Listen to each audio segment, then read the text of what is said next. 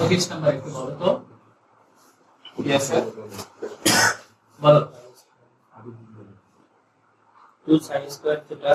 plus 2 sin square theta plus 3 cos theta minus 3 equal to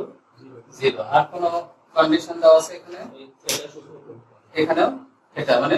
90 degree ছোট হতে হবে দেখো এরকম প্রবলেম এর আগে একটা কোশ্চেন ঠিক আছে সেম জিনিস sin স্কয়ার আছে তাহলে sin স্কয়ার কে তো cos বানাইতেই পারি খুব সহজেই কিন্তু cos কে sin বানাইতে গেলে একটু সমস্যা হবে কারণ স্কয়ার নাই তাই না হ্যাঁ যদি রুট রুট করে করতে পারি তো ঝামেলা হয়ে যাবে তার চেয়ে ভালো sin স্কয়ার কে আমরা cos বানাইতে পারি খুব সহজেই হ্যাঁ তাহলে এটা বানাই ফেলো যেহেতু 2 টা গুণ আকার আছে sin এর সাথে তাহলে ব্র্যাকেট দিয়ে বাইরে রেখে দেই তাহলে 1 minus cos square theta plus 3 cos theta minus 3 equal to 0 বোঝা গেছে না বিষয়টা বোঝা গেছে হ্যাঁ এবার 2 দিয়ে গুণ করে দাও 2 দিয়ে গুণ করলে minus 2 minus 2 cos square theta plus 3 cos theta minus 3 equal to 0 আচ্ছা মাইনাস 2 cos থিটা প্লাস 3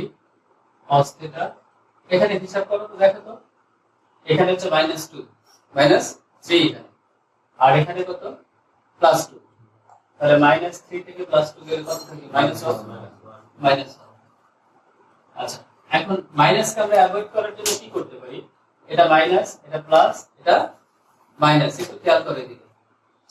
এখানে কি আছে মাইনাস এখানে কি আছে প্লাস এখানে কি আছে তাহলে আমি সব জায়গায় ভুল গেছি কোথায় cos স্কয়ার থিটা হবে মাইনাস cos স্কয়ার এখানে স্কয়ার হবে আচ্ছা তাহলে এবার যদি সবগুলোকে মাইনাস দিয়ে গুণ করি সবগুলোকে কি করি তাহলে এটা মাইনাস প্লাস হয়ে যাবে প্লাসটা মাইনাস হয়ে যাবে মাইনাসটা প্লাস হয়ে যাবে আর জিরো কে মাইনাস দিয়ে গুণ করলে তো জিরোই হবে ঠিক আছে অর্থাৎ সবগুলোকে কি দিয়ে গুণ করব যা আছে সবগুলোকে -1 দিয়ে কি করব গুণ করে ফেলবো জিরোর সাথে যে কোনো জিনিস গুণ করলে কি হয় 0 হয়ে যায় তাহলে -1 দিয়ে যদি এটাকে গুণ করো তাহলে +2 cos স্কয়ার থিটা প্লাস মাইনাসে -3 cos থিটা আর মাইনাসে মাইনাসে কি হবে প্লাস কি দিয়ে গুণ করে দিলা -1 দ্বারা গুণ করে দিলা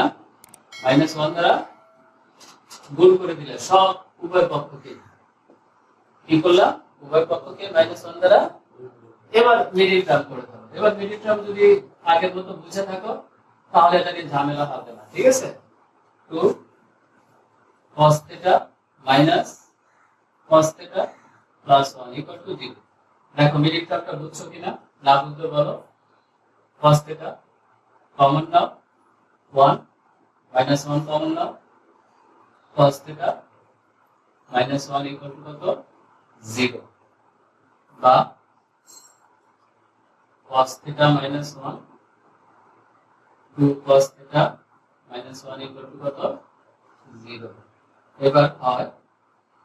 cos θ -1 equal to 0 অথবা 2 cos θ -1 equal to 0 এবার বলো তো cos θ কত ডিগ্রি মান 1 cos 0 ডিগ্রি মান 1 cos 0 ডিগ্রি মান 1 উভয় পাশ থেকে cos বাদ দিয়ে দাও θ equal to 0 ডিগ্রি বা cos θ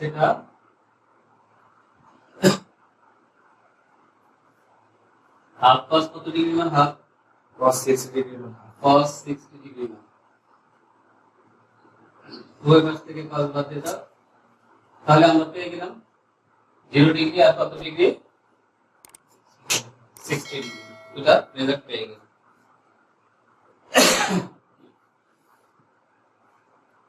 26 নম্বরটা করব